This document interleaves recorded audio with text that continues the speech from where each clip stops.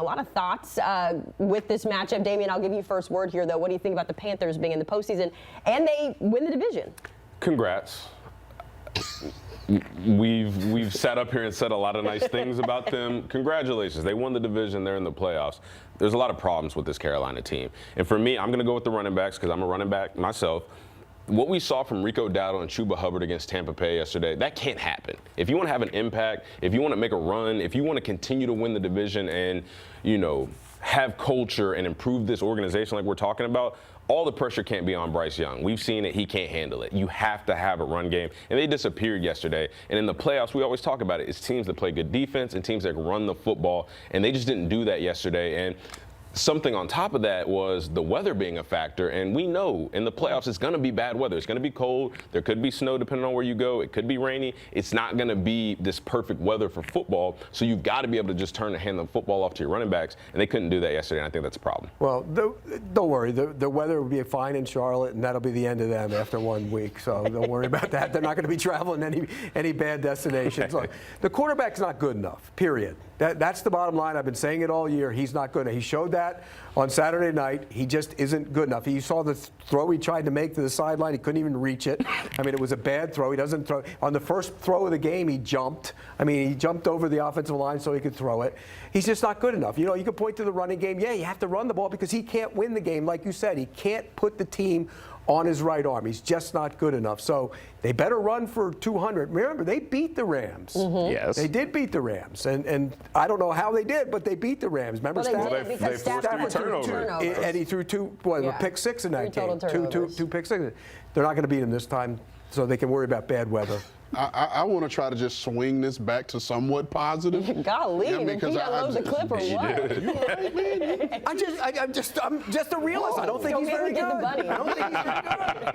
No, here's what I'll say, because I thought for sure that Tampa Bay was going to find a way to win this division. Mm-hmm. And I thought the Panthers story was a feel-good story for the year, but just showing a team as a whole, no matter what you think of the quarterback situation, that they were a team that was trending up, that Dan Morgan and Dave Canales were building this roster the right way, and they just peaked a little early in terms of just being able to do just enough in a bad division to win the division. Now, here's where the problem is going to come for them. As they're continuing to build, now that you made the playoffs, your draft position is lower, right? So you're not going to be able to pick where a team like this should really be picking. But for this Carolina Panthers team, you should be happy that you won a division. No one picked you to finish in the top 3, let alone to win the division. But yet here you are winning the division. And what even feels like a first year, I know this isn't their first year, but this feels like their first real year as a group together. But won a division, salute, kudos to you. Well, not all of us giving them like pats on the back for the season they've had. I mean, they made the playoffs. Here's one thing I know. Here's one thing I know. Whether they deserve it or not, those playoff checks will clear. Yes, They will clear. The one that they'll get. Okay, let's go to the other side of this one really quick, because I think everybody really expected Tampa to run away with this division, especially with how they started. Obviously, it doesn't end that way. But after the game, linebacker Levante David just reflecting on the season. We'll take a listen and react after this. Long time. Don't cry. First thing first, man, I love y'all, man. I love this team. I love this organization, man. It's been an incredible journey. The highs and lows. I just love how every time, man, we just fight. I love y'all, man. I love y'all to death. This how you build relationships. I have a relationship with each and every one of y'all in here. And that's what it's all about, man. I appreciate y'all, definitely. Emotional, obviously, not the way the season ended, but obviously special to see a player like that go out in that way, at least in good spirits at that point. Yeah, it looks like that's the end for him, and he hasn't formally announced it, but he's always year to year anyways, and he didn't play quite as well this year, to be honest with you. I love the guy. He's one of my favorites all time, but you like to see the emotion there. They thought they still had a chance, and they did. If Only they had tackled Tyler Shuck, the guy who threw an interception stop, Pete. against them when they Stop. played them last time. They would have been in the playoffs. Stop it. Listen, cool full circle moment having watched him play in high school at Miami Northwestern. And he wasn't even the most talked about guy on that team because they were so loaded. But just to see his journey from Miami Northwestern to JUCO to Nebraska, second round pick, man, salute to you, Levante. You had a hell of a career and you ended it the right way, man. Look forward to seeing your name in the ring of honor at that stadium. He's the original captain of the Better Than team. Way back in the day when I first did it, he was the original captain. He never forgot it. Look at Right that. on. Getting some respect there from our guys on set. All right, good stuff there. The NFC South, man, what a whirlwind it is. We're going to hit a break, but the conversation continues in the division. We continue to follow that breaking news. The coach is out. The GM is out in Atlanta. We've got our NFL insider, Jonathan Jones, to break it all down on the other side. It's a parade in Duval County. I wish I would have texted Jacqueline DiAgostino when this happened today because her Jaguars, T-Law, they are AFC South champions. It's been an incredible season in Jacksonville, especially down the stretch here. So Jacksonville officially in the postseason. They lock up that 3 seed. And I don't know, Pete had him in the MVP conversation there with Trevor Lawrence. A lot of good things happening for these Jaguars going forward. Let's start the conversation right there. Pete, I want to give you first word because we give you a lot of gruff about your support for this team and how long you've covered them. But in all seriousness, they are looking pretty good. I know today's game maybe not a good sample size. They're playing the Titans, but pretty good form going into the postseason. If you look at all the teams, if you look at all the teams in the playoffs in the AFC, there is a few of them, and they're one of them. They don't do anything great. They don't do anything bad. And so by that I mean, but look, they led the league in run defense. That's something. Nobody gained 75 yards rushing on them all year. That's an incredible statistic. I don't know how it happened. When you look at the parts, they're much better than, I always say that. The sum of the parts is better than the parts, particularly on defense. But they did it. Their offense is really good right now, in large part because Liam Cohn's a great play caller and because Trevor Lawrence has become finally what people thought he could become, myself included. He's comfortable. Getting Jacoby Myers changed the way they play on offense. They're going to score a ton of points. Why are you rolling your eyes? Are they not good on offense? He's thrown 19 touchdown passes in the 8-game winning streak. They're winning games by the average margin of 19 points in that winning streak. That is dominance, including a victory at Denver. 8-game win streak.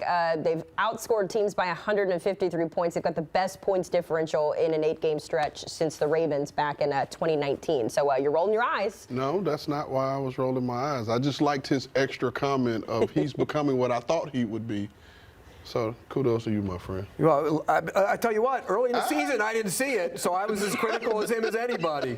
You were. What do you think about? What do you think about the Jags? No, I think they are a good football team, and the one thing that I like about the Jags is if they consistently gotten better, and now they're hitting their stride at the most critical part, which is the start of the tournament, which is all you can ask for. Trevor Lawrence, like Pete said, is playing out of his mind. The Jacoby Myers acquisition is what, to me, got this team over the hump, especially at that perimeter position. They have talent at receiver. I mean, Parker Washington has made himself some money this season just in terms of being a receiver, being a punt returner. But having the veteran presence of a Jacoby Myers in that offense, in that system, in that building, is teaching these young guys on how to become pros, and I think that's really going to help them. But the one guy who I feel is an unsung hero of this football team is Etienne. I think the way he plays in terms of running the ball, he's a threat out of the backfield. He had a game this year where he had 3 receiving touchdowns out of the backfield. But this team as a whole, the defense is playing lights out. Their defensive coordinator, you asked about the Falcons head coaching job. Their defensive coordinator, his name is going to get called for a couple of these head coaching interviews because the way this defense as a whole is played it. Pete said it perfectly. The sum is better than the parts. But, man, the sum of that whole process has been done really well. So shout out to Baselli, shout out to Gladstone for the work that they've done putting this thing together. And Liam Cohen he will be in the top 3, top 5 in terms of head coach of the year candidates. Yeah, there's a lot of good head coaches that could win that award. Liam Combs is one of them. It's interesting when you look at their matchup coming up because it's going to be Bills, Jaguars. Bills get the 6th seed. The quarterback, because we talk about Trevor Lawrence, we talk a lot about Josh Allen on these teams. Those two quarterbacks have combined for 77 total touchdowns this year. So obviously, Damien, looking ahead to this matchup, we saw the Bills. They handled business against the Jets. Mitch Trubisky leading the way here. But what excites you about this upcoming matchup where you get the Jags and the Bills, the quarterbacks, all of the things that go into that game? Well, just that matchup like you're talking about. Trevor Lawrence playing at such a high level right now, which I want to mention, the success that he's having is without a successful season from BTJ. They went out and drafted Travis Hunter, which I know they wanted to use him primarily on the defensive side of the ball, but he was supposed to be somebody that helped Trevor Lawrence take that next step. He's done it without those guys. But then seeing him match up with Josh Allen, who we've come to know him as Superman. We don't know when he's going to go get that cape and pull it out, but we always know that when he does, the other team is going to have hell to pay. So how do the opposing defenses handle these quarterbacks? Because we know this Bills defense isn't as good as they normally are. How are they going to be able to try to close the passing lanes for Trevor Lawrence and not get him going early? Because if he gets going early, it's tough to stop him. And then for Josh Allen, it's like, let's put all the cards on the table, shall we? If it's not this year, then when is it?